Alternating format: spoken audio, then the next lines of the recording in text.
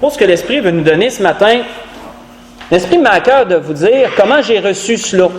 Mardi passé, j'étais au travail et la machine que j'opérais, c'est un processus bien simple.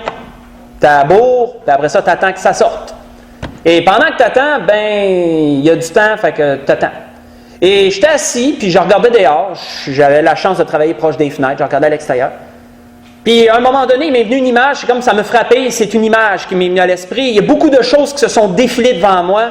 Je vous le dis comment je l'ai reçu dans mon cœur, comment j'ai vu ces choses à l'intérieur de ma tête, comment ces choses-là sont venues à moi.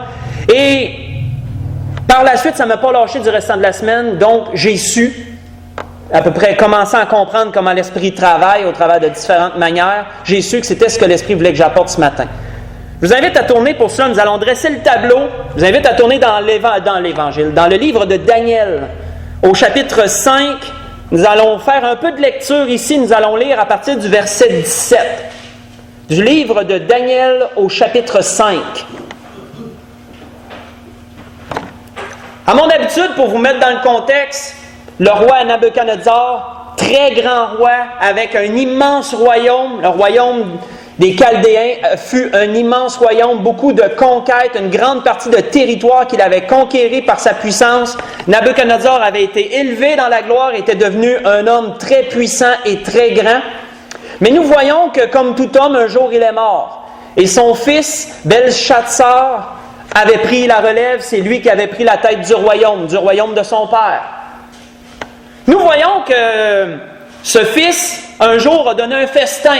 Comme les rois, il était de coutume, souvent les rois à l'époque donnaient de grands festins pour démontrer à tous leurs convives la puissance qu'ils avaient, un peu pour se vanter, pour se pavaner, entre autres. Il avait donné un grand festin, mais son orgueil s'était manifesté au travers de ce festin. Il avait eu une audace que peu d'hommes ont eu, mais que même son père n'avait jamais eu à l'idée. Il a pris les coupes et tous les ustensiles, les coupes surtout, qui appartenaient à l'Éternel, que Nabuchodonosor avait enlevé de sa conquête lorsqu'il avait conquéri Jérusalem. Il avait enlevé toutes les coupes, tous les ustensiles de la maison de Dieu. Il avait entreposé ça dans le temple de son Dieu à lui et les avait laissés là. Mais son fils, dans ce festin, a eu l'audace de prendre les coupes et de les donner aux convives pour qu'ils puissent boire dans ces coupes-là et s'enivrer dans ces coupes, dans les coupes qui appartenaient à Dieu. Ceci fut une audace de sa part qui lui a coûté très cher.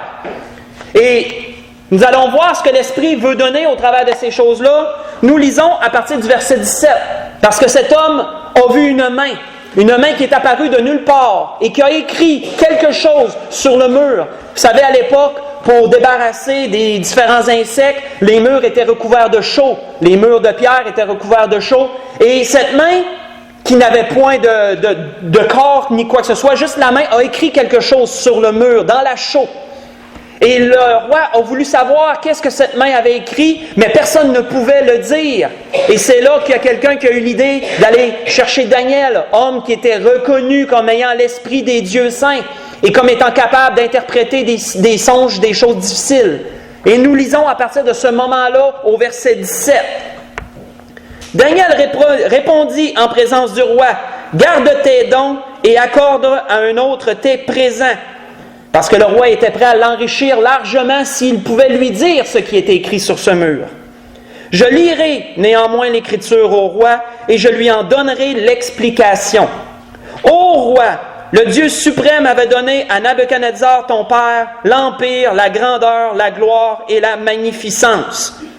Et à cause de la grandeur qu'il lui avait donnée, tous les peuples, les nations, les hommes de toute langue qui étaient dans la crainte et tremblaient devant lui. Le roi faisait mourir ceux qu'il voulait et il laissait la vie à ceux qu'il voulait. Il élevait ceux qu'il voulait et il abaissait ceux qu'il voulait. Mais lorsque son cœur s'éleva et que son esprit s'endurcit jusqu'à l'arrogance, je veux faire une pause ici. Parce que vous savez, celui qui a écrit ce livre, au travers de ces paroles qui ont été répertoriées, nous donne ici un échelon. Un échelon qui nous démontre combien de grands hommes ont chuté au fil des époques. Son cœur s'est élevé et son esprit s'est endurci jusqu'à l'arrogance. Ceci nous démontre, frères et sœurs, comment Satan un jour aussi a chuté. Comment son cœur un jour s'est élevé au-dessus de Dieu et que son esprit s'est endurci jusqu'à l'arrogance. L'arrogance, qu'est-ce que ça nous apporte à faire? Ça nous apporte à mépriser l'autorité, à mépriser les gloires, à regarder toute chose de haut, nous pensant plus élevés que le reste. On regarde toute chose de haut et on méprise le reste. C'est ce que fait l'arrogance. L'arrogance peut porter à beaucoup d'actions et à beaucoup de paroles. Et nous voyons que Satan, un jour, s'est élevé et endurci jusqu'à l'arrogance. Et nous savons ce qui lui est arrivé. Il a été abaissé par Dieu. Et nous voyons que beaucoup d'hommes, au fil des époques, se sont élevés aussi dans cette même orgueil, dans cette même arrogance. Nous voyons que Daniel répertorie ce que le père de Belchazzar un jour avait vécu, qui lui un jour était sur son balcon et regardait son royaume du haut de sa tour et se disait comment il avait une grande gloire, comment il avait conquis beaucoup par sa puissance à lui, par sa propre force. Et nous voyons qu'il a été abaissé par Dieu. Parce que tout est dans la main de Dieu. C'est ce qu'il est répertorié ici. Il nous est dit par la suite, il fut précipité de son trône royal et dépouillé de sa gloire. Il fut chassé du milieu des enfants des hommes. Son cœur devint semblable à celui des bêtes. Sa demeure fut avec les ânes sauvages. Nous savons comment ce roi a été destitué de son trône par ses propres sujets. Il a été chassé pour un certain temps. On lui donna comme au bœuf de l'herbe à manger et son corps fut trempé de la rosée du ciel jusqu'à ce qu'il reconnaisse que le Dieu suprême domine sur le règne des hommes et qu'il le donne à qui il lui plaît. Nous savons qu'un jour, ce roi est revenu à lui-même et a reconnu que c'est Dieu qui donne toutes choses.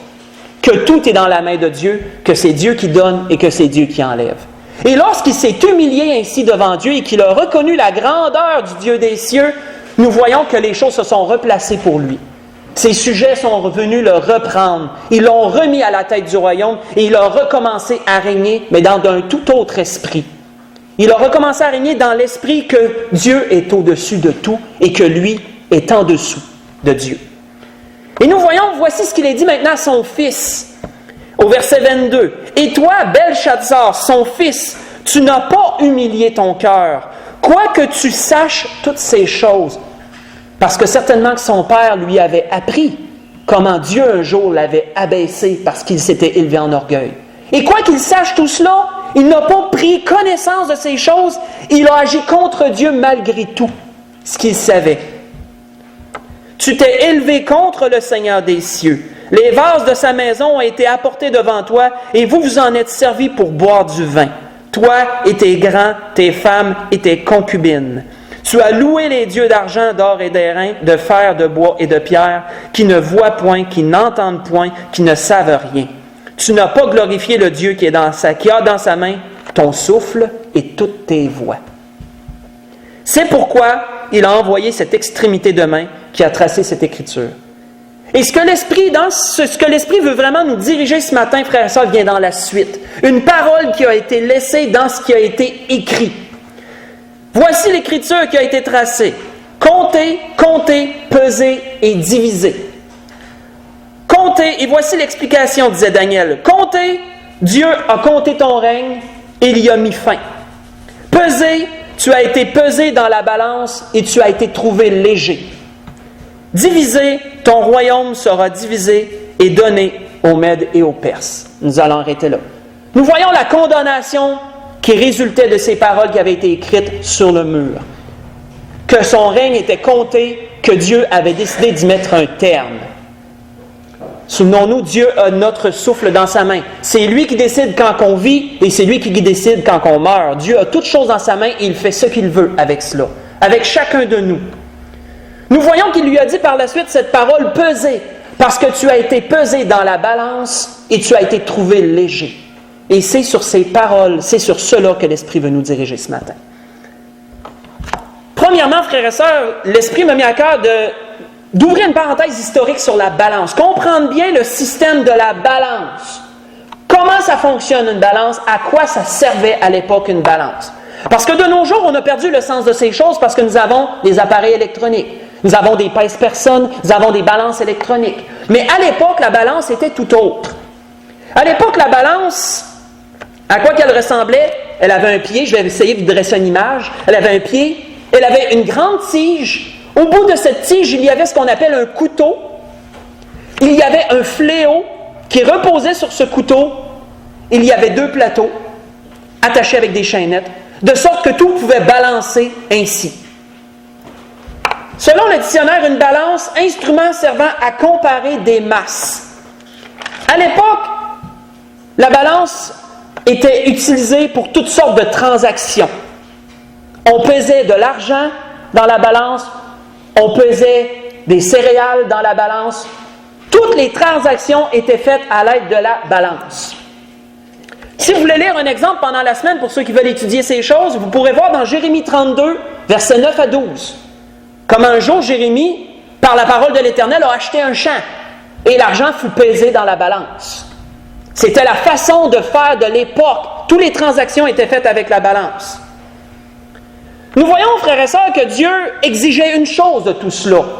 Lorsque nous considérons la balance et son fonctionnement, Dieu exigeait une chose. Et voici ce qu'il avait écrit sur cela. Vous ne commettrez point d'iniquité ni dans les jugements, ni dans les mesures de dimension, ni dans les poids, ni dans les mesures de capacité. Vous aurez des balances justes, des poids justes, des éphots justes, des injustes. Je suis l'Éternel votre Dieu qui vous a fait sortir du pays d'Égypte. Vous voyez ça dans Lévitique, dans le livre de Lévitique, chapitre 19, versets 35 et verset 36. Dieu voulait que la balance soit parfaite. Dieu voulait que chacun des poids qui étaient utilisés soient des poids justes. Pourquoi? Entre autres, parce que ce système reposait sur une chose, il reposait sur ce qu'on appelle l'équité. L'équité, selon le dictionnaire, caractère de ce qui est conforme à la justice. Si tu achetais 1 livre de telle céréale, ton poids devait être juste afin que la livre qui était mise sur un côté et la céréale de l'autre représentent vraiment la même chose. La balance devait être juste parce que si la balance était désajustée, ça pouvait être en faveur de l'acheteur, surtout de l'acheteur parce qu'il y en a qui trafiquaient le balance, ainsi que les poids, il y en a qui trafiquaient les poids, de sorte que la personne avait moins et elle dépensait plus pour celle qui achetait. Beaucoup de choses qui avaient été faites. Mais Dieu désirait que la balance soit juste et que les poids soient justes à cause de ce qu'ils représentent, entre autres. Si vous voulez lire pendant la semaine, vous pourrez voir comment Dieu, même par son prophète, avait décrit comment ces choses devaient être ajustées. Vous pourrez voir ça dans Ézéchiel 45, versets 10 à 12, qui décrit comment les poids devaient être ajustés et tout. Pour ajuster la balance, ces plateaux devaient être dans un même niveau. Si les plateaux étaient parfaits, c'était une bonne base. Ensuite, on mettait un poids de chaque côté. Les poids devaient être proportionnellement ajustés aussi et les plateaux devaient rester alignés. Si le tout restait aligné, la balance était parfaite. Elle était prête à l'utilisation, à l'usage. Elle était alignée. Nous voyons, frères et sœurs, que les hommes, lorsqu'ils ont décrit la balance dans le dictionnaire, ont aussi démontré que cette balance représentait un symbole. Et cela va selon les Écritures, parce que les Écritures le démontraient avant que les hommes l'écrivent. Selon le dictionnaire, la balance est un symbole qui représente la justice. C'est pourquoi lorsque vous allez à un palais de justice, vous voyez le fléau avec les 2 plateaux. C'est gravé, c'est un symbole de justice. Et vous savez, selon la parole de Dieu, la balance a une grande image parce qu'elle représente la justice de Dieu. Elle représente le jugement de Dieu. Si vous lisez au travers des Écritures et que vous voyez les endroits où la balance est utilisée, vous allez toujours voir un jugement alentour de cela, ou à peu près toujours, où Dieu donne ce qu'il voit lui au travers de ces choses. Cette balance représente, frères et sœurs, le jugement et la justice de Dieu. Voici ce que David a écrit sur ces choses. Voici ce qu'il nous dit. « Tu es juste, ô Éternel, et tes jugements sont équitables. » Les jugements de Dieu, frères et sœurs, sont basés sur l'équité, sur la justice. « Tu fondes tes préceptes sur la justice et sur la plus grande fidélité. » Vous voyez ça dans le psaume 119, verset 137 et le verset 138. Salomon, lui, lorsqu'il considérait toutes ces choses, voici ce qu'il a écrit sur la balance. Le poids et la balance juste sont à l'Éternel. Tous les poids tous les poids du sac sont son ouvrage. Proverbe 16, verset 11. Vous savez, frères et sœurs, la justice de Dieu est la balance la plus exacte qui existe. Les poids que Dieu utilise dans cette balance, qui représentent ses commandements, sont des poids qui sont tout aussi parfaits, tout aussi justes. Salomon, lui, lorsqu'il considérait la balance, et beaucoup, frères et sœurs, beaucoup d'hommes dans la parole avaient vu cette représentation. Il a démontré au travers de leurs paroles. Voici ce que Salomon nous a dit, entre autres. Toutes les voies de l'homme sont pures à ses yeux. Qu'autrement dit, l'homme, lorsqu'il se regarde, se considère bien dans toutes ses voies, il se considère correct. Ses voies sont pures à ses propres yeux. Mais celui qui pèse les esprits, c'est l'Éternel. Nous voyons que Salomon, à un autre endroit, dit une phrase très similaire à celle-là. Toutes les voies de l'homme sont pures, sont droites à ses yeux. Mais celui qui pèse les cœurs, voyez-vous, avant il disait qu'il pèse les esprits. Là, il dit celui qui pèse les cœurs, c'est l'Éternel. Voyez ça toujours dans Proverbe 16, verset 2, Proverbe 21, verset 2. Vous savez, frères et sœurs, qu'est-ce qui a été dit à Belshazzar? Tu as été pesé dans la balance. Tu as été regardé, tu as été vu par Dieu, par sa plus grande justice, par ses commandements, qui sont des poids qui sont mis dans la balance. Et qu'est-ce qui lui a été dit? Tu as été trouvé léger. Tu as été pesé, tu as été trouvé léger. Salomon nous disait, celui qui pèse les esprits, c'est Dieu. Salomon nous disait, celui qui pèse les cœurs, c'est Dieu. Pourquoi, frères et sœurs, est-ce que Belshazzar a été trouvé si léger dans la balance? Entre autres, oui, à cause de ce qu'il a commis, à cause de ses actions. Mais, frères et sœurs, il y a une autre raison pour cela. Je vous invite à tourner dans le psaume 53. Nous allons aller voir ce que Dieu nous dit sur cela. Sur lui, mais plus que seulement lui. Comment Dieu, lui, regarde les choses, comment qu'il voit l'humanité présente. Et nous pourrons voir au travers de ce que David nous dit dans les psaumes, pourquoi cet homme a été trouvé léger dans la balance de Dieu. Souvenez-vous, la balance représente la justice et le jugement de Dieu. D'un côté de la balance, on mettait toujours des poids. D'autre côté, on mettait de l'argent ou on mettait des céréales, ce qu'on voulait peser. D'un côté de cette balance, il y a les commandements de Dieu, les poids les plus justes et les plus équitables qui soient. Et de l'autre côté, il y avait Belshazzar. Et qu'est-ce que Dieu dit? La balance penchait complètement sur un bord, tu as été trouvé léger. Tu ne fais pas le poids dans un certain jargon. Pourquoi cela? Qu'est-ce qu'il nous est dit dans le psaume 53? Nous allons à partir du verset 1. Au chef des chantres, sur la flûte, cantique de David. L'insensé dit en son cœur, il n'y a point de Dieu. Ils se sont corrompus, ils ont commis des iniquités abominables, il n'en est aucun qui fasse le bien. Dieu, du haut des cieux, regarde les fils de l'homme pour voir s'il y a quelqu'un d'intelligent qui cherche Dieu. Et qu'est-ce que Dieu constate? Tous sont égarés, tous sont pervertis.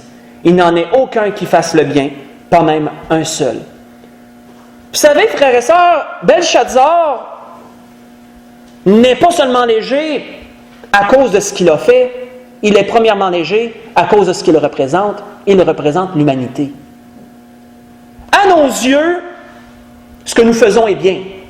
Quoi que nous vivions, nous vivons selon nos pensées, selon notre cœur, et l'humanité croit qu'ils sont corrects dans la façon qu'ils vivent. Ils vivent comme ils le veulent, ils font ce qu'ils veulent. Mais ne se préoccupent pas qu'il y a un Dieu dans les cieux, qui regarde les fils de l'homme, et qui sonde et qui regarde s'il y a quelqu'un d'intelligent. Est-ce qu'il y a quelqu'un qui cherche Dieu? Et qu'est-ce que Dieu constate à la base? Tous sont égarés, Tous sont pervertis. Il n'y en a pas un qui fasse le bien, pas même un seul. Cela veut dire quoi? Aux yeux de Dieu, nous sommes tous légers dans la balance. Il y a les exigences de Dieu et il y a nous. Grain de sable sur cette balance face au poids des commandements de Dieu, face au poids des exigences de Dieu. Nous voyons qu'Ésaïe, autre prophète de Dieu, a dit sur ces choses lui-même qu'il avait vues. Il décrit un peu l'humanité. Voici ce qu'il dit. « Nous sommes tous comme des impurs. Et toute notre justice est comme un vêtement souillé. Nous sommes tous flétris comme une feuille, et nos crimes nous emportent comme le vent. » Voyez ça dans Ésaïe 64, verset 5. Et David, encore David, que disait-il dernièrement avant que nous enchaînions? David dit, « Oui, vanité, les fils de l'homme. » Vanité veut dire quoi? Caractère de ce qui passe. Quand c'est vanité, ça a un début, ça a une fin, ça passe. Vanité, les fils de l'homme, disait David. Mensonge, les fils de l'homme. Dans une balance, ils monteraient tous ensemble plus légers qu'un souffle. Voyez ça dans Psaume 62, verset 10. Tous ensemble, dans une balance, ils monteraient plus légers qu'un souffle. Ce que la Bible nous démontre, frères et sœurs, ce que Dieu voit, lui, c'est qu'à la base, l'humanité ne fait pas le poids face à ses commandements. Dans la balance, l'humanité est comme un grain de sable. Et le poids de ses commandements réside. Et la balance n'est pas égale, elle n'est pas ajustée. Nous sommes légers dans la balance. C'est ce que Dieu nous dit à la base. Mes frères et sœurs, nous savons qu'un jour, Dieu a pourvu à cela. Oui, il nous est dit dans la parole que Dieu a tant aimé le monde qu'il a donné son Fils unique, afin que quiconque croit en lui ne périsse point, mais qu'il ait la vie éternelle.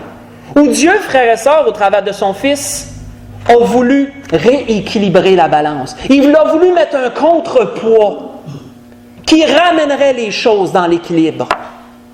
Dieu a désiré cela pour l'humanité tout entière, afin de lui donner une chance de revenir vers lui. Nous voyons qu'il nous est dit, lorsque l'apôtre Paul apportait cette bonne nouvelle aux Galatiens, aux hommes qui habitaient dans la ville de Galate, il leur a dit ceci, « Mais lorsque les temps ont été accomplis, Dieu a envoyé son Fils, né d'une femme, né sous la loi. » Galates 4, verset 4. Je reviens souvent sur cela. Parce que Dieu d'avance avait pourvu, Dieu d'avance avait planifié qu'un jour, il rééquilibrerait toutes choses. Ou qu'à la base, il est impossible aux hommes d'être capables de rééquilibrer cette balance d'eux-mêmes. Ils ne font pas le poids face à Dieu. C'est ce que nous avons vu jusqu'à présent. Le poids des exigences de Dieu est trop pesant. Ses commandements sont trop saints pour que nous, par notre propre justice, puissions faire le poids. Nous sommes comme un grain de sable sur cela, sur cette grande balance de Dieu. Mais nous voyons qu'un jour, Dieu a envoyé son Fils pour faire un contrepoids sur cela et rééquilibrer les choses. Et tournons dans l'évangile de Pierre, parce que Pierre, lui qui a suivi le Seigneur, nous dit comment Jésus a fait cela. Comment Jésus un jour a accompli cela. Voyons ça dans l'évangile de Pierre. 1 Pierre chapitre 2. Nous allons lire verset 22 au verset 24.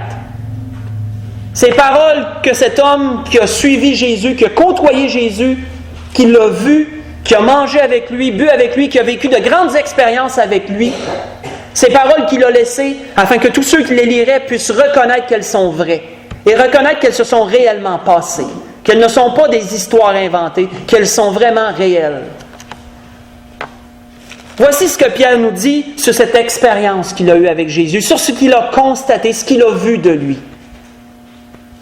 Il nous dit, en parlant de Jésus, « Lui qui n'a point commis de péché, et dans la bouche duquel il ne s'est point trouvé de fraude. » Je vous ai dit 1 Pierre, chapitre 2, je lis à partir du verset 22. « Et dans la bouche duquel il ne s'est point trouvé de fraude. Lui qui, injurié, ne rendait point d'injure. Maltraité, ne faisait point de menace. Mais il s'en remettait à celui qui juge justement. Celui qui a la balance, frères et sœurs. Dieu lui-même le Père. Lui qui a porté lui-même nos péchés en son corps sur le bois, afin que, morts au péché, nous vivions pour la justice. Lui, par les meurtrissures duquel vous avez été guéris. Car vous étiez comme des brebis errantes, mais maintenant vous êtes retournés vers le berger, vers le gardien de vos âmes. Que Pierre nous disait. Nous voyons que l'auteur d'Hébreux, un autre auteur, nous dit ceci en parlant de Jésus. Il a été tenté comme nous en toutes choses, sans commettre de péché.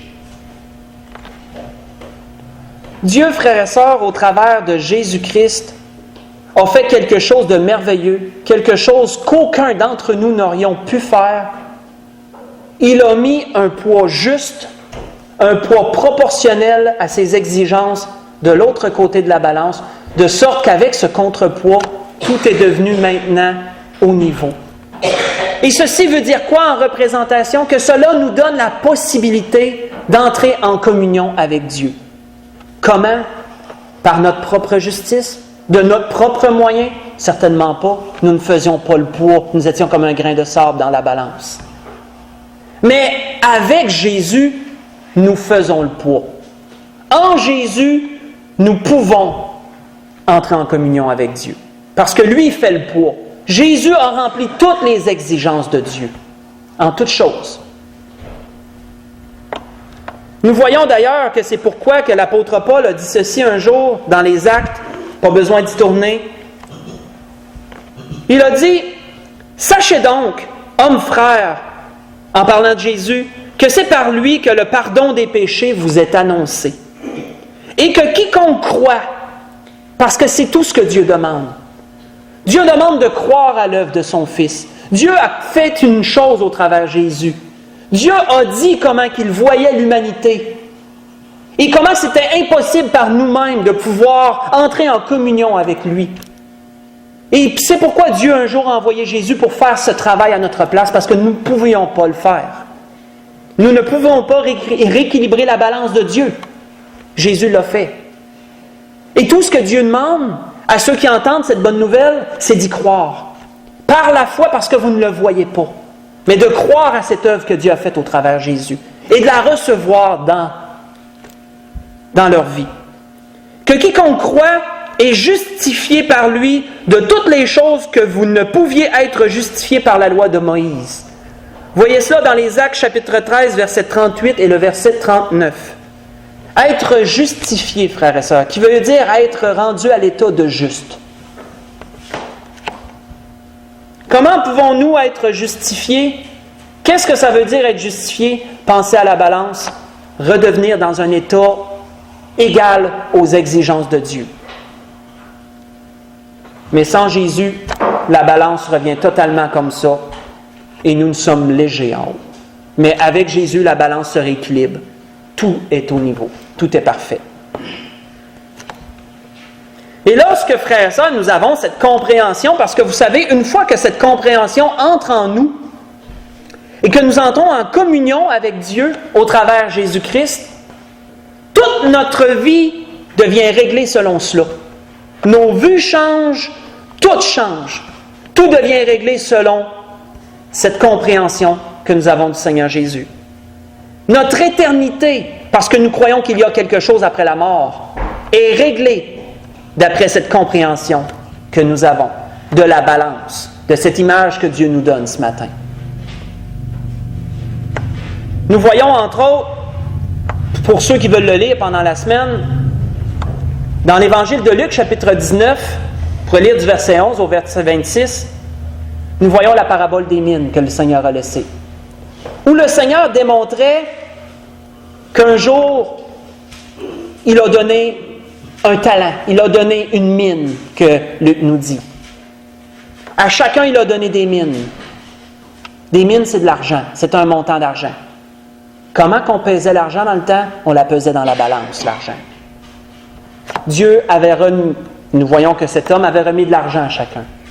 Et qu'est-ce qui avait été demandé à chacun? Fais profiter ce que je t'ai donné.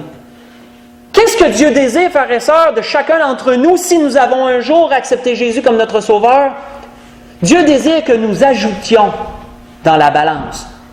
Et que ainsi, le poids de ce que Jésus a fait pour nous soit ajouté par le poids de tout ce que vous ferez pour Dieu. Et qu'ainsi, la balance penche dans le bon sens. Et qu'il y ait plus du côté du poids de ce que le Seigneur a fait pour nous, plus tout ce que nous faisons pour le Seigneur, que de l'autre côté des exigences de Dieu.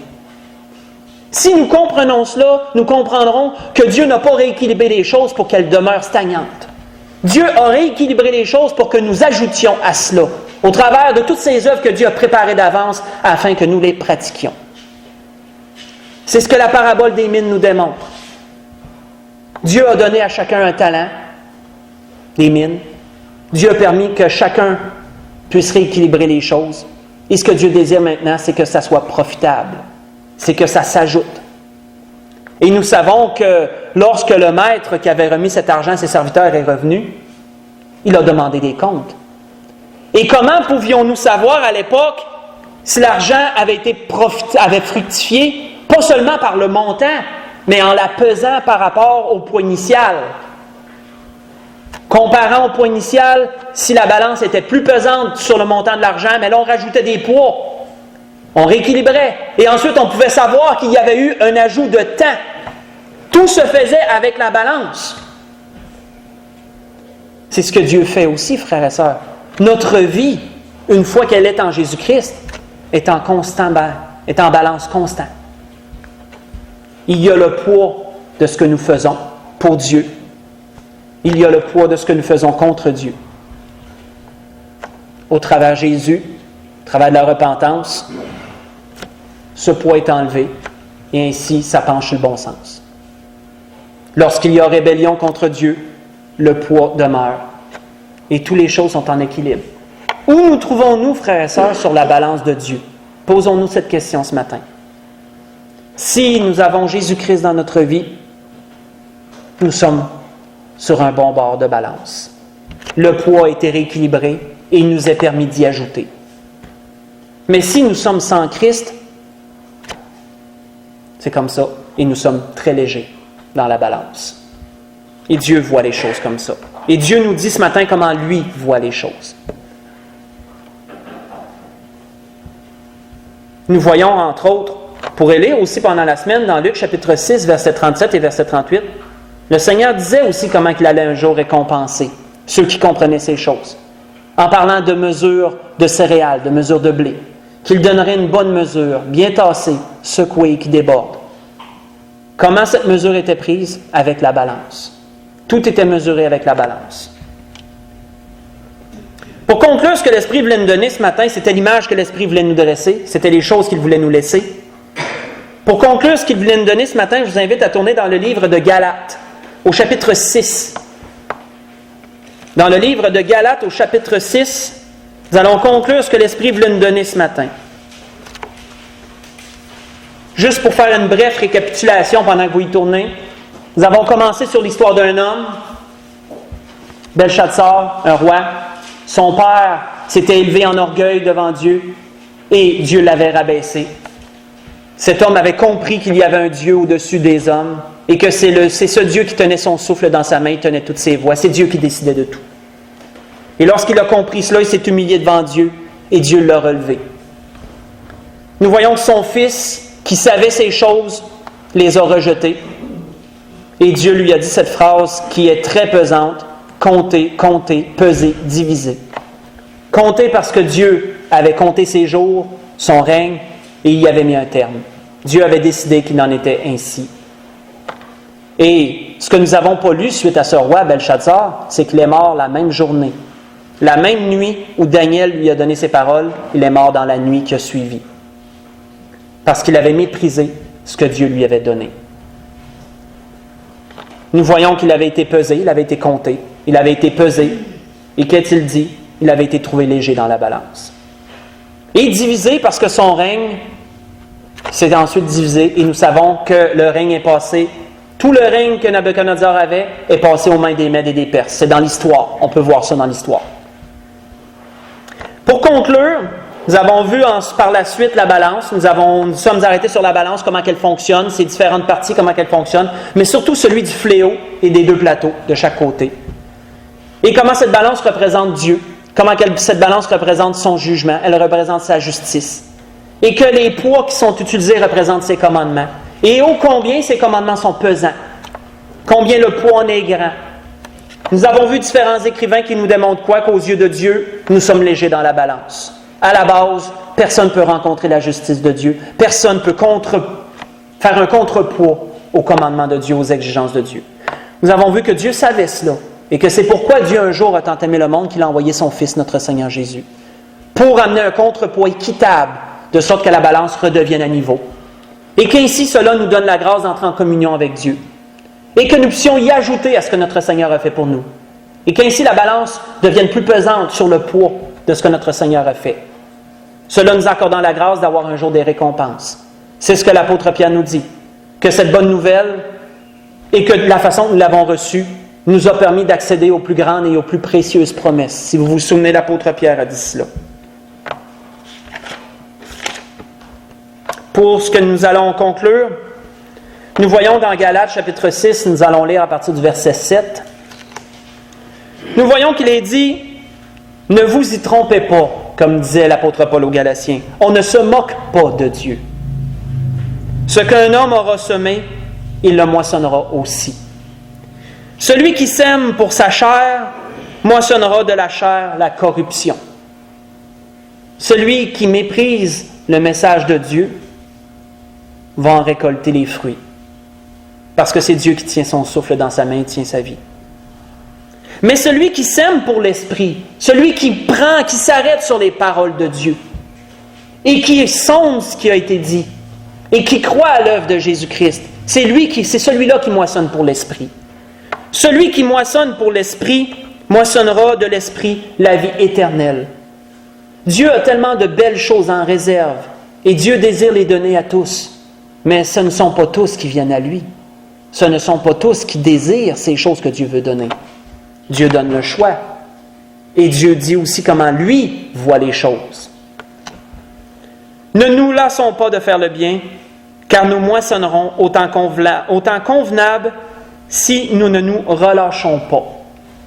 C'est la grâce que je nous souhaite, frères et sœurs. Nous allons nous arrêter sur ces paroles.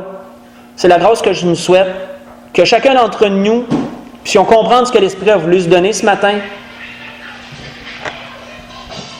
Si nous sommes en Jésus-Christ, comprenons que tout ce que nous faisons pour Dieu, absolument tout, est ajouté dans la balance.